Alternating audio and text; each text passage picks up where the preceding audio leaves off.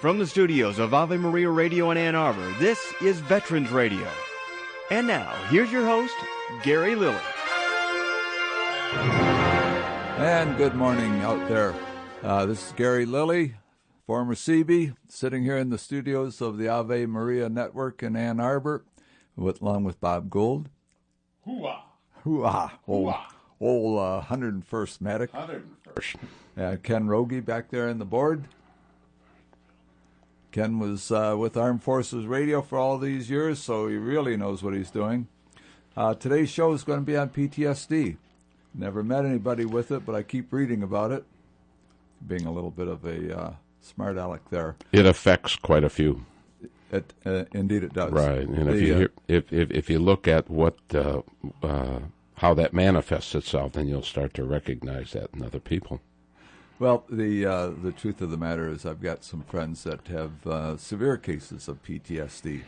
A good friend of mine is his hands shake constantly, and he was talking one day about how good he feels now that he's on some new medications, and I was looking at his hands, and he could hardly drink coffee.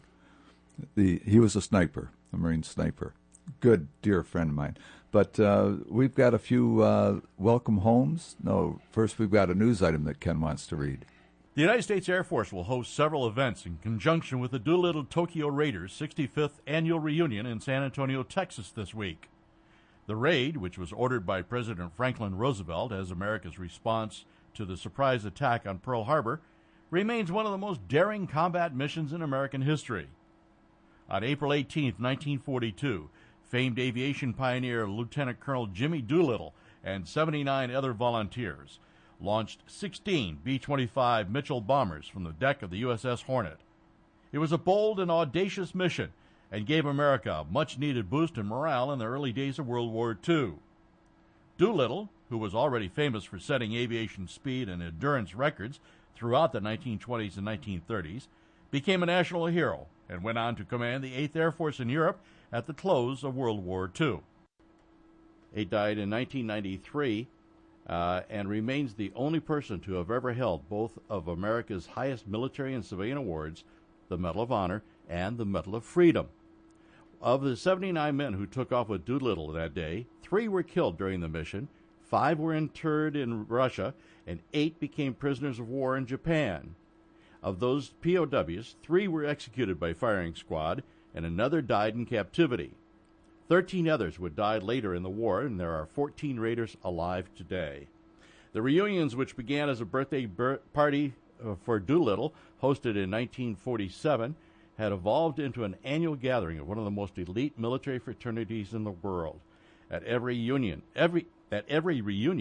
surviving Raiders meet privately to conduct a solemn goblet ceremony.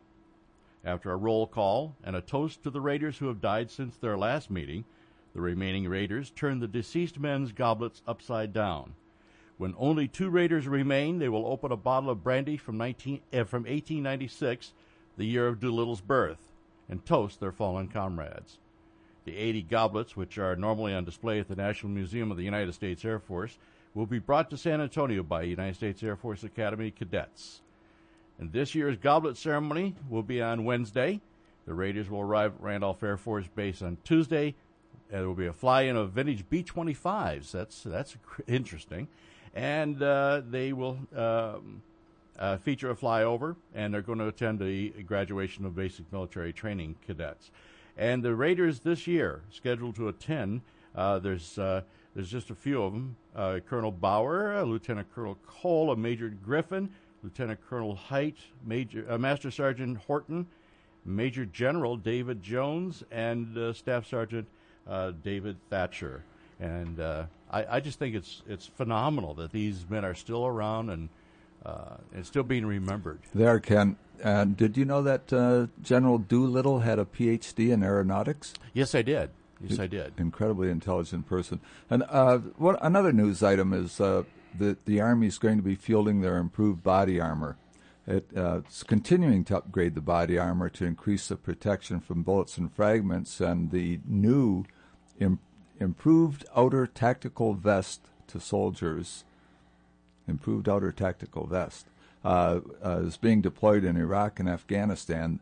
They're saying that the IOTV is more than 3 pounds lighter than the current OTV, but provides an equal level of protection over an increased area. That was Brigadier General Mark Brown. And I saw something on television about it. They have an armor called dragon's skin or something of that nature. It's a ceramic discs that look like silver dollars that are overlaid and look like dragon skin. I saw a demonstration of it where the man stood about 40 feet away with a AK-47 firing into it, and it didn't penetrate it. That's an awesome, because the old stuff would stop fragments, but it wouldn't stop bullets. How do they keep that stuff out of the public, though? Well, the interesting thing was they showed it being assembled, but they said that the formula for the ceramic was highly secret, and they were afraid, but I was kind of surprised to see them showing the manufacturer right there on television. How soon will it be on eBay? Let's hope it never gets on eBay. Oh, absolutely, no. But once that's loose on the public, it's loose. It's in the community. And you're touching on a really interesting point, Bob. When we're doing with our military research is that we are jobbing it out, and a lot of cases, then it's being subcontracted to places in China that has our top secret formulas or top secret technology, and we're saying, please make this product for us. Because sending it to places like China because it's cheaper, can you imagine that? Not long ago, they got a contract to build our night vision goggles.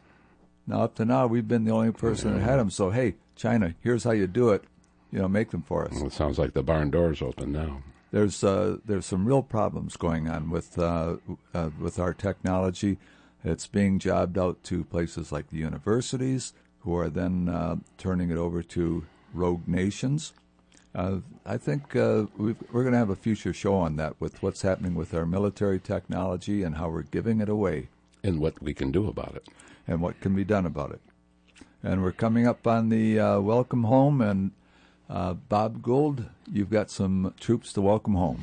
Well, each week on Veterans Radio, we like to welcome home servicemen and women who have been stationed around the world in the service of their country. We'll start with tonight. The 2nd Battalion Irish Regiment of Canada is inviting the public to welcome home 6 soldiers from Sudbury, Canada. And that will be today, April the 14th in 2007. Sudbury, that's where the hockey player. I was going to say. Yes, hockey town. That would be a little 99. It would be a little north and 99. east of what was Windsor. 99? Right. Gretzky. There we go. Okay. Well, we also like to welcome home the 2nd Battalion Irish Regiment. Soldiers from the 3rd Battalion, 4th Air Defense Artillery Regiment, and the 27th Engineer Battalion, they received a welcome home celebration at Fort Bragg, North Carolina. A welcome home ceremony was also held for the soldiers of the Marine Army National Guard 240th Engineers Group, and they are stationed at the Augusta State Armory in Augusta, Maine. We'd also like to welcome home USMC 2nd Lieutenant Andrew Kennard. He was reunited with his platoon of the 2nd Marine Division, 2nd Light Armored Reconnaissance Battalion in Camp Lejeune, California. 2nd Lieutenant Kennard lost both of his legs from a roadside bomb in October.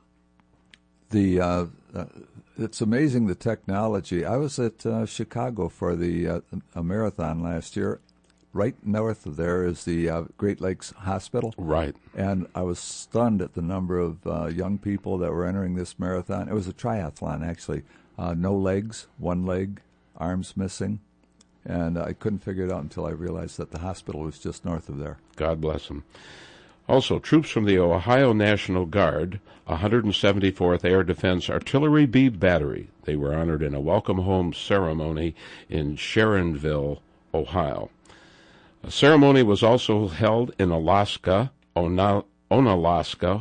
Wisconsin, to honor members of the 458th Ordnance Service Company. That's a Onalaska-based Army Reserves unit. A welcome home parade was held for Welsh Guardsmen at Wellington Barracks in London, England. And last, soldiers from the 244th Army Liaison Team were honored in a welcome home ceremony at Chicago's Northwest Side. And welcome home to all of you. God bless.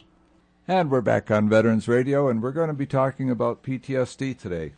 Our first guest is Dr. Tom Berger, who's a life member of Vietnam Veterans of America and national chair of the PTSD Committee. Dr. Berger was a Navy corpsman with the 3rd Marine Division. That means he got into a little bit of problems up there, I'd say. He was wounded twice. He served from October 1966 to May 1968, which means he was there for Tet. Dr. Berger, welcome to Veterans Radio.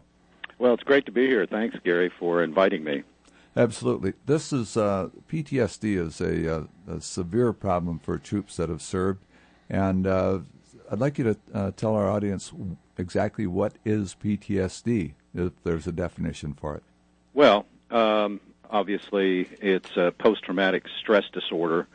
There's a long and varied history. Most of the time, in a brief fashion, it goes back, was identified initially in the Civil War as soldier's heart, shell shock in World War I, on through until Vietnam, when we initially began to call it post-Vietnam syndrome, then largely through the efforts of Vietnam veterans.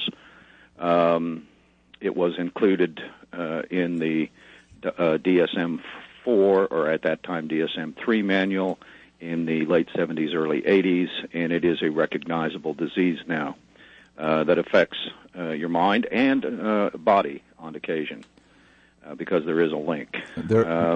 Indeed, there is a link between stress and physical condition. People more sick when they have are sick more often when they have high stress? Absolutely. All the evidence points to that. In fact, some of the seminal cases to prove that link have been done by a Vietnam vet, Dr. Joseph Boscarino from New York, who served with the Army artillery units over there. But it's clear that there is a link, because obviously when you're stressed, it has an impact on your immune system. The immune defenses of your body are lowered, and so you're much more susceptible to other kinds of illnesses. I had an uncle, not an uncle. I had 5 uncles in World War II, and some of them suffered badly from PTSD. It was whatever it was called in those days. And a grandfather of mine was in World War I with the Royal Seaforth Highlanders. My grandmother said up until the day he died, when he was 72 years old, that he would have nightmares at night. The same thing in my family. Both my parents were veterans. My father was a Pacific Marine who was wounded at Tarawa. My mother was a Navy nurse at San Diego. In fact, that's the reason I'm here, because I met. But in any case, while my dad never specifically mentioned it as a form of illness, it's clear that there were discussions amongst him and his friends were similar to those kinds of conversations between Vietnam veterans and the new vets that indicated that he had PTSD. But it was my grandmother who actually told me stories about his nightmares and her having to intervene on several occasions because he became violent. Is it only combat veterans, quote unquote, that come down with PTSD? No. I mean, PTSD can be caused by a number of things, including combat exposure, a serious accident, or a natural disaster such as 9/11, rape or criminal assault, child sexual or physical abuse or severe neglect, hostage situations of POWs, displacement, refugee displacement, for example, in wartime, witnessing a traumatic event, and, of course, the sudden unexpected death of a loved one. All of those things can have an impact in person and can cause PTSD. I have a question, Dr. Berger. Sure. This is Bob Gould. Welcome. Welcome. How is this recognized? how do I want to formulate this question? Is it now official? Has it been recognized, let's say, by the AMA or the Psychiatric Association? Is it something that you actually can point to, and it does have a list of things that manifest themselves with you that is recognized? In other words, is there a way to give a diagnosis? Is there a plate, a template? Absolutely. There are a number of valid diagnostic tests that can be performed to indicate not only the presence of PTSD, but its severity. And it's well recognized amongst both the medical community and the mental health community. I would add one thing. As the current war drags on, we're learning that there are a number of other related kinds of combat injuries, traumatic brain injury, for example, where some of the same symptoms of PTSD occur, but they do not necessarily indicate PTSD. So what I'm saying here is that the use of these valid diagnostic assessment tools are very important in determining not only whether PTSD exists or not, but the severity of it. Has that been accepted across the board in the medical community? Pretty much so, at least amongst the American Psychiatric Association and the American Psychological Association. Let's talk about the Vietnam War. That's Sure. I think most of our listeners are familiar with, and then compare it to the war in Iraq and Afghanistan. Going back to the question about is it only combat veterans that get it, I understand that people that were in a high-stress situation that were not considered combat veterans, convoy drivers, as an example, I don't think people would say they're combat veterans, but they were under a high level of stress when they were running those convoys. That's right. That's even exemplified, and here's a point where we can actually sort of compare or bring in the new war efforts and veterans into the situation. Vietnam was largely a war without fronts. And so you had support personnel, people stationed on bases. You had medical personnel stationed on bases that took incoming or what do they call them, insurgents attacks, that sort of thing. So there was a constant level of stress. And that's exemplified by the war over in Iraq and Afghanistan right now. You don't know who the enemy is.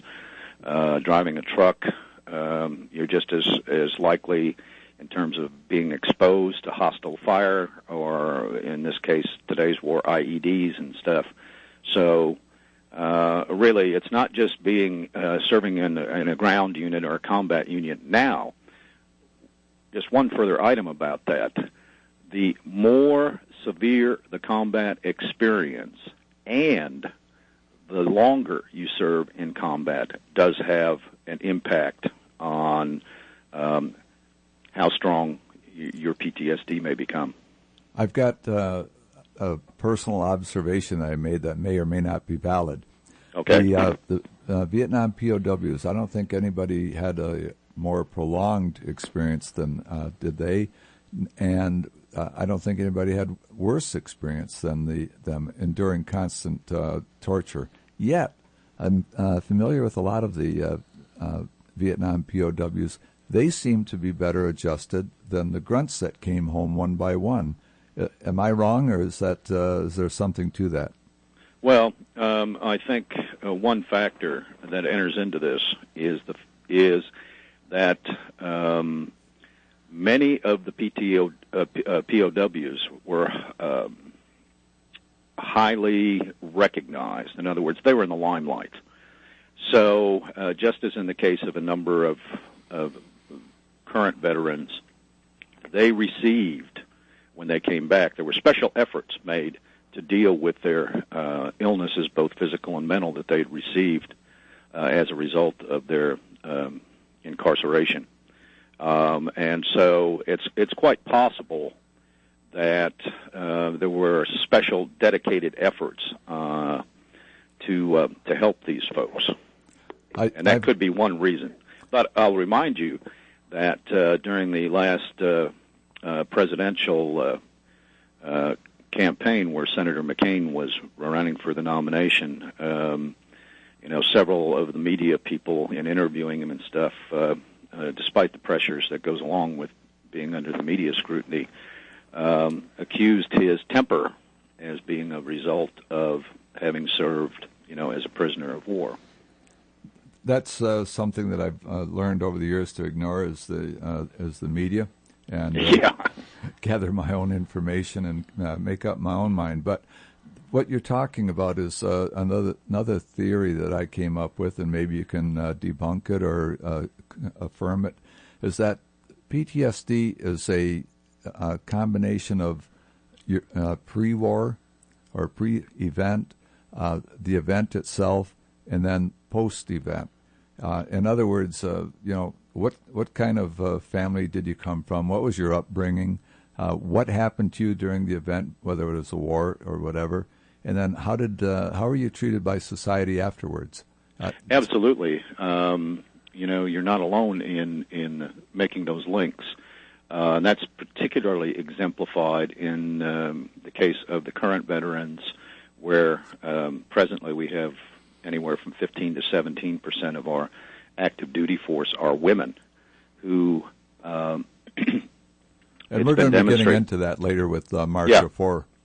But anyway, you're absolutely right on that one. It is a combination of pre-deployment events, if you will, your childhood experiences, all those kinds of things. Then what happened to you during the war, Daddy, and then how it was dealt with afterwards. And that's particularly true for Vietnam veterans, because many of us have been dealing with our PTSD for 40 years now, and perhaps not under the care of a psychologist, a psychiatrist, or a physician. We're talking to Dr. Tom Berger, who is the National Committee Chair for PTSD for Vietnam Veterans of America, himself a combat veteran. We're on Ave Maria Network. Doctor, what role does society have in the healing process of the people that they send off to war? Well, and that's a loaded question, Gary. One important factor that our culture can offer us is support. The other element is training, and that is mental health preparation. Should be a part of a recruit training procedures, that sort of thing. And link that back with education to our military families and spouses and all that sort of thing as to mental health preparation. Does that...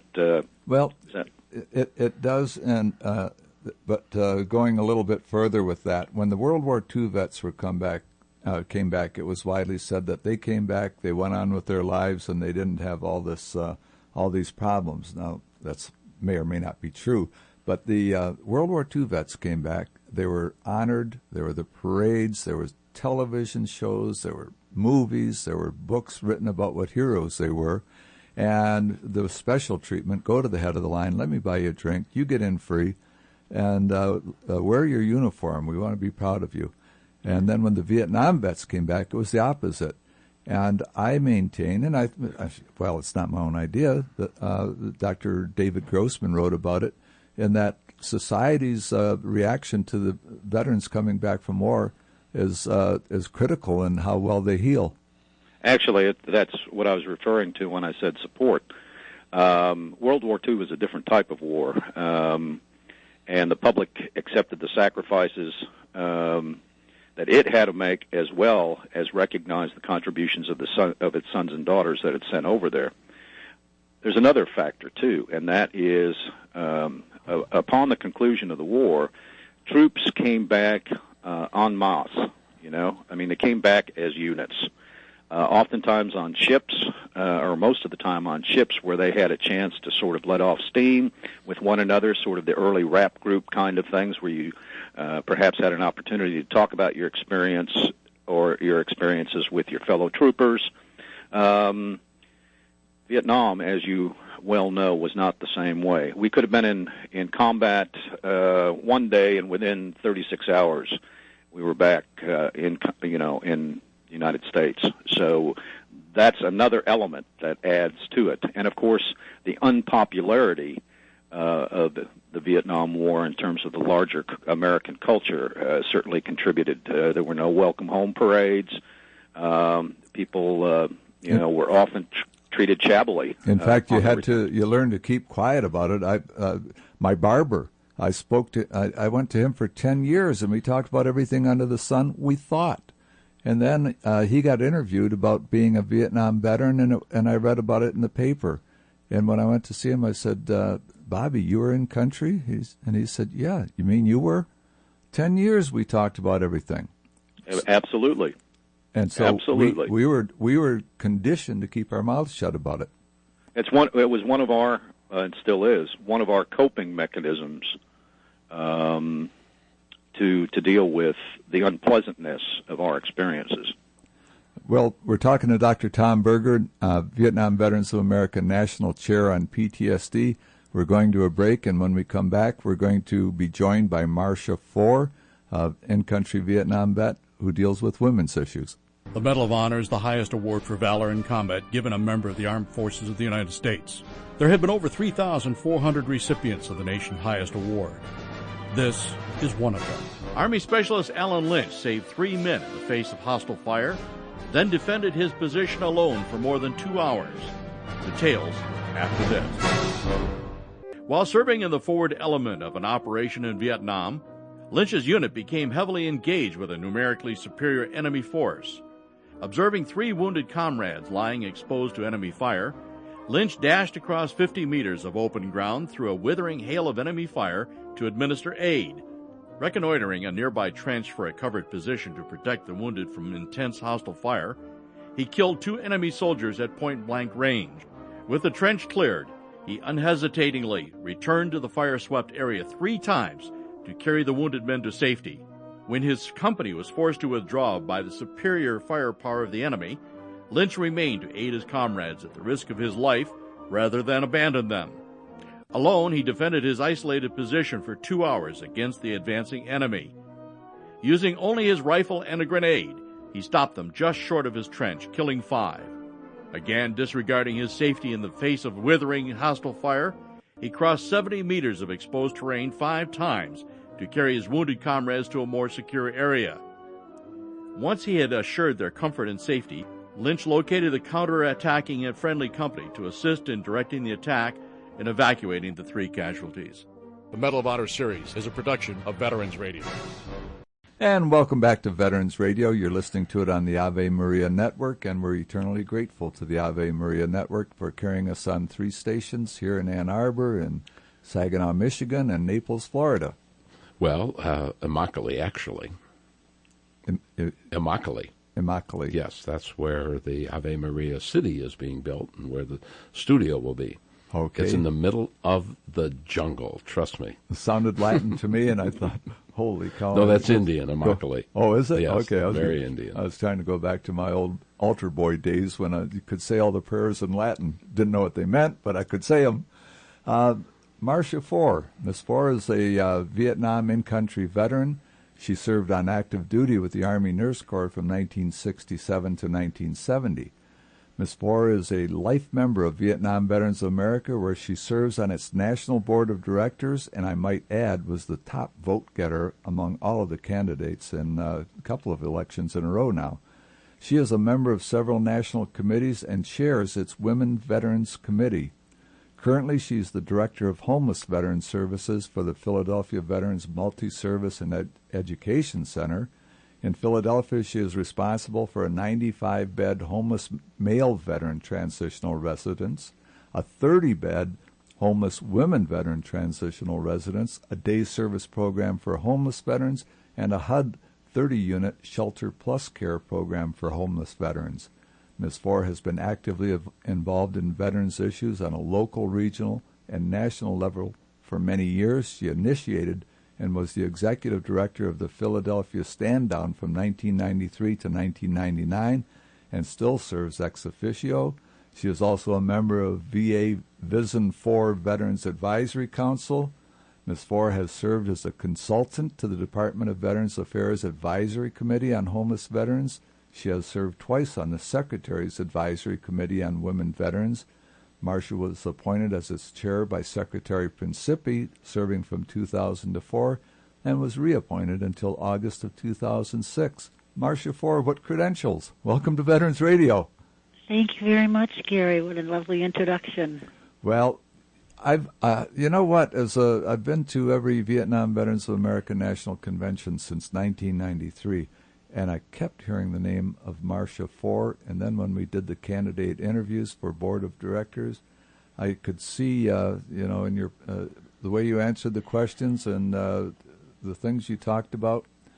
I realized why you had such a high reputation, and I went to one of your meetings on one of the breakout sessions on homeless veterans, and you guys were talking so far over my head that I got up and I went to a POWMIA meeting. I didn't understand the thing you were talking about.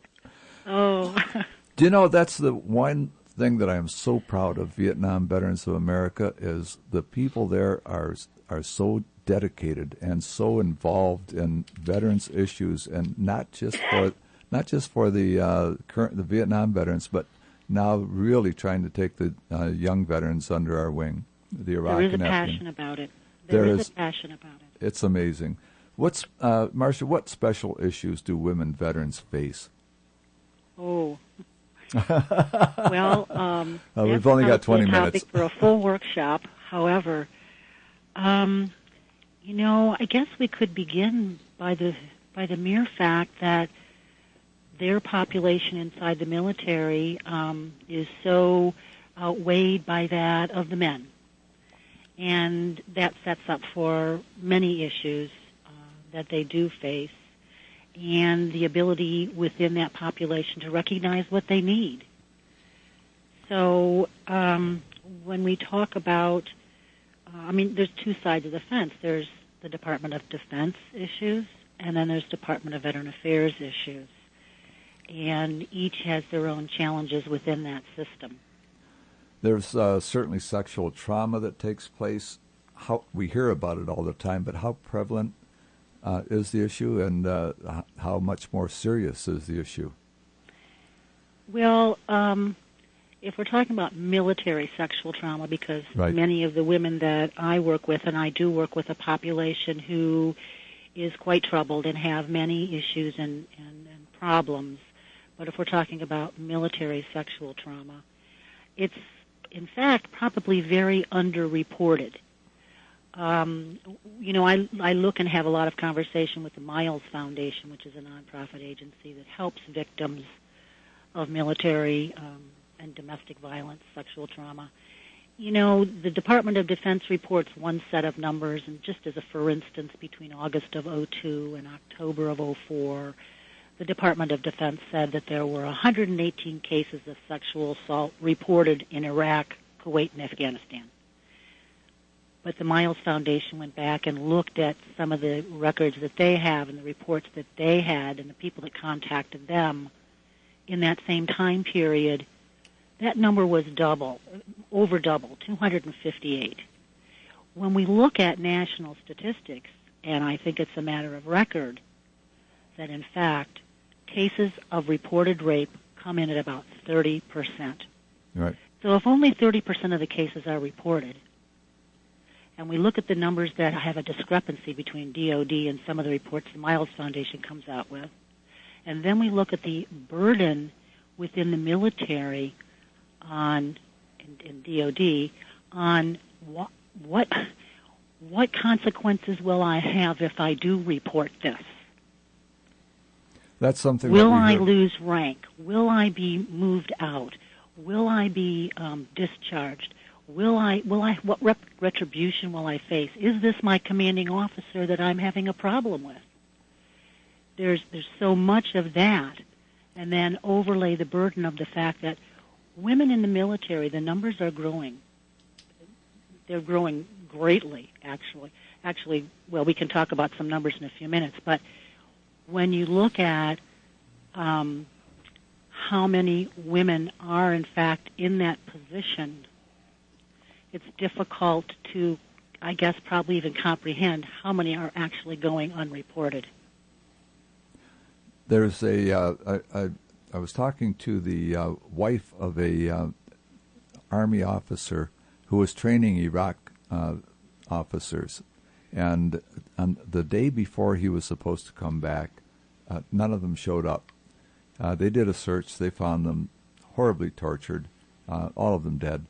And then he had to get on a plane and come back, and that was one of the last visions that he had in Iraq of these 13 Iraqi people that he'd been training.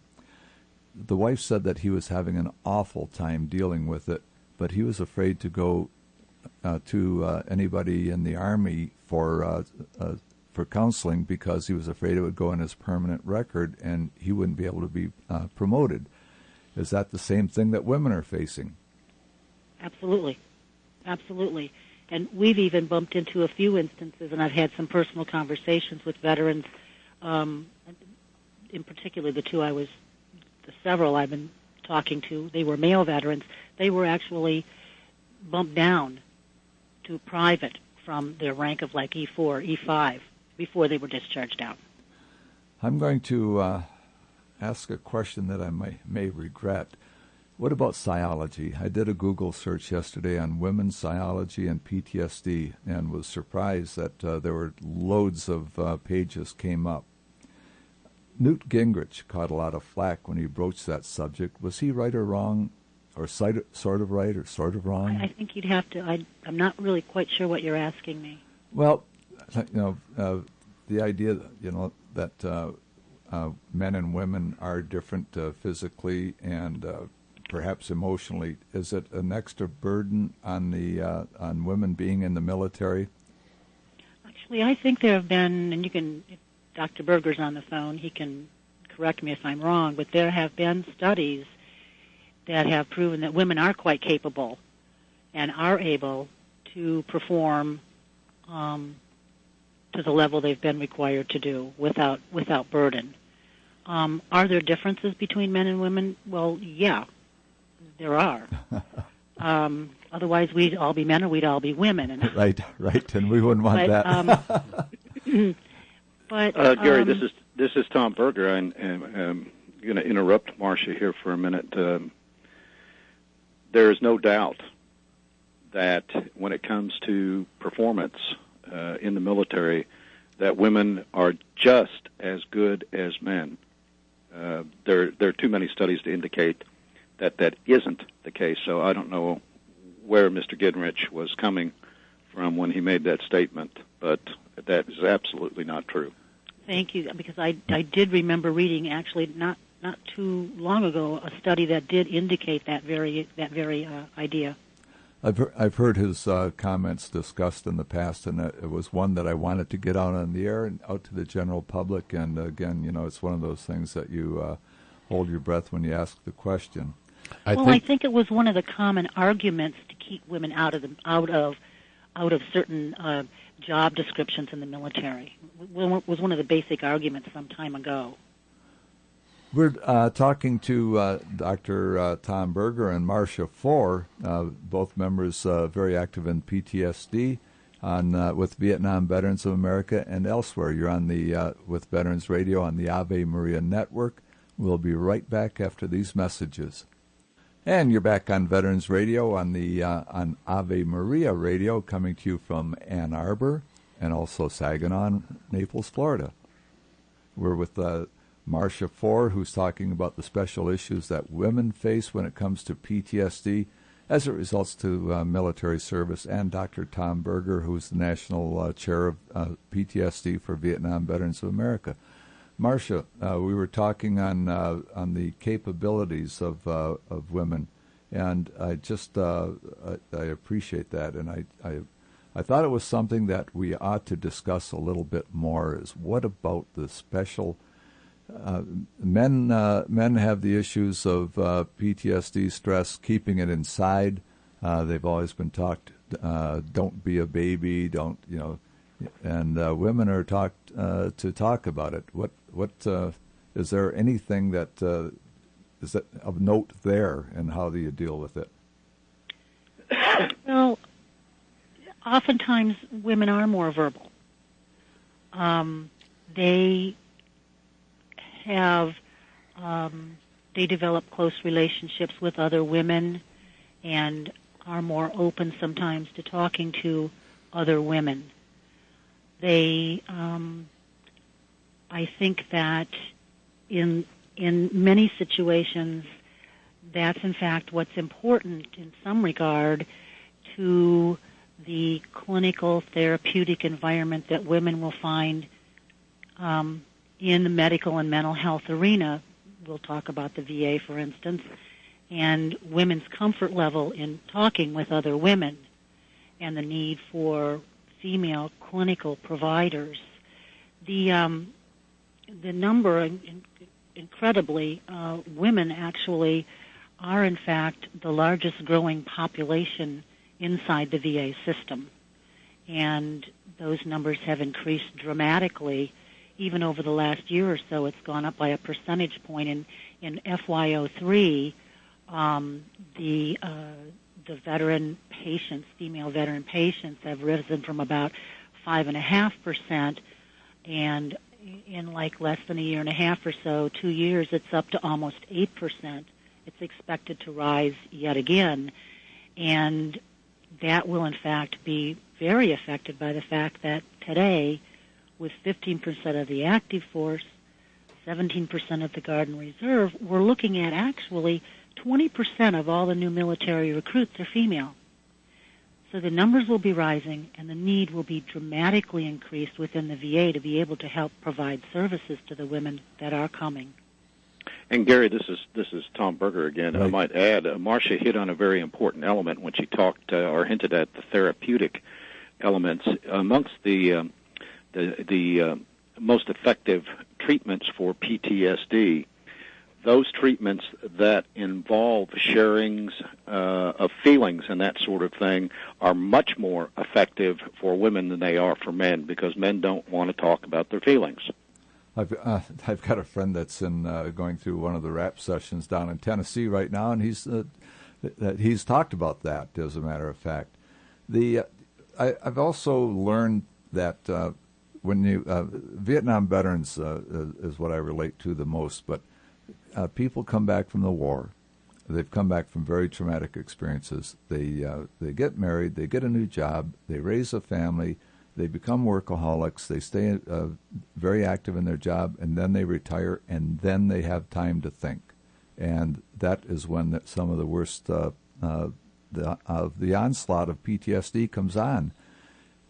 Do we really know, because of the newness of women being in military situations, what's going to happen down the road? Marcia? I don't think we can possibly know what's coming down the road. We can only anticipate a need based on past experience and what we're seeing in the war setting, in the placement of women in that war setting, which is much different today than it was in the past. And as was, I think, hinted at earlier, the multiple deployments. Unlike, war is war is war. The streets can look different. The uniform has changed. But, I go back and I just reiterate the fact that the stress level of being in a war situation, the smell of war, the smell of death. Movies will never get that. That is universal. And that is the one thing that we as Vietnam veterans share with the veterans of today. The situation that's different, of course, is the number of women who are serving and where they are being placed in that service arena. And they come back with responsibilities that many of the women of the past did not have, because, in fact, so many of them are from Garden Reserve. They have established families. They have children that they are responsible for. And as you know, there's a difficult period where you have to fit back in to a place that's, and I put this in quotes, normal, coming from a place that is not normal. And the routines of the day can seem so mundane. It's like go back to some of the feelings that we have had, like, how can you live this way when you know what's happening over there? Isn't that the truth? I'd add one element to that, Gary, and on top of all that is the fact that the VA healthcare system is not prepared to deal with that. For example, just this past week, I had the good fortune to speak with one of our current women veterans who was actually one of the POWs, along with Lori Piestewa and Jessica Lynch. And one of the comments that she made was that she does not, where she lives in the country, there isn't someone who can treat her illnesses, including her mental health issues. She's the only woman who comes to this particular VA facilities. So she does not go there for certain issues because here are all these guys sitting around. Okay, they know why she's there. And so this is an added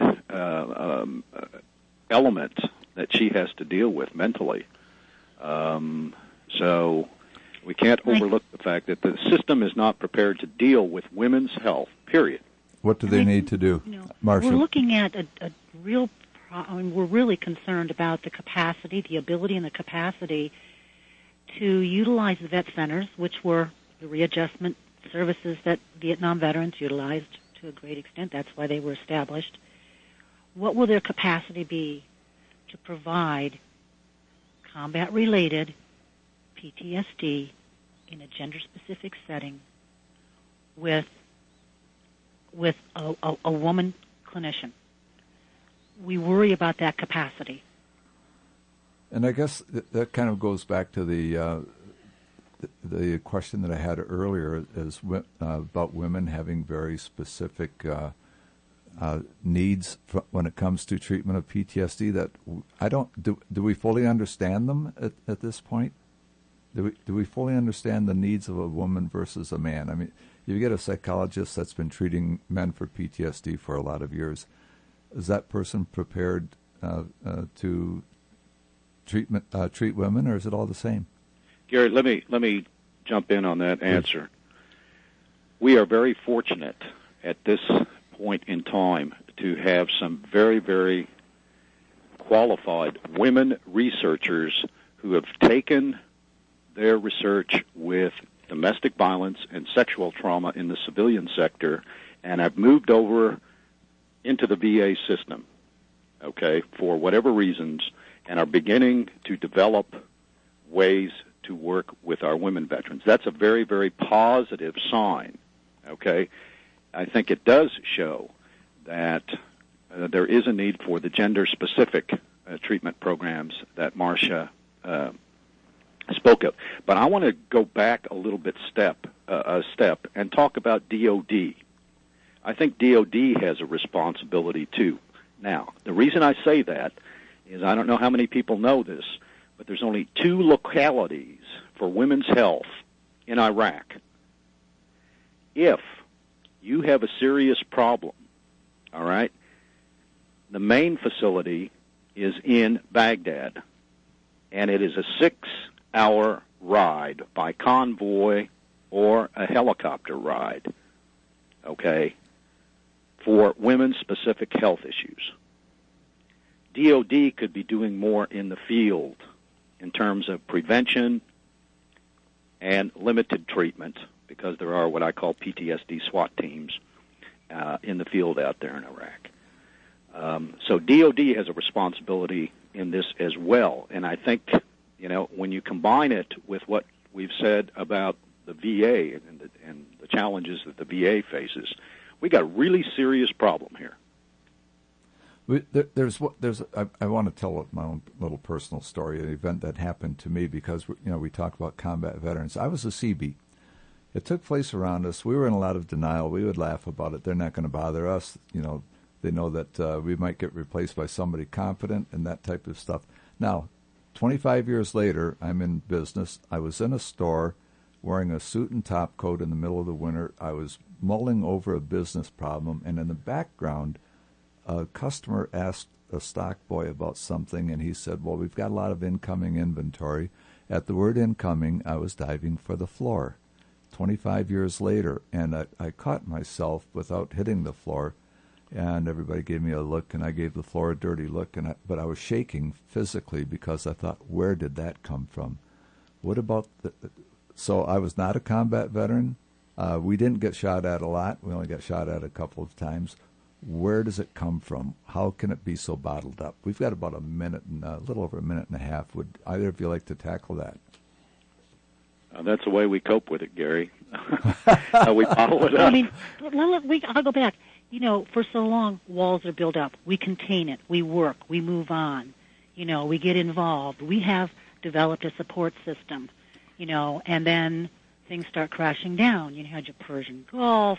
Things start whittling. Now we have this conflict going on, and it starts whittling away at the walls we have set up and bringing us back to that place where we were, because war never leaves you. It is part of who you are and how you got to where you are.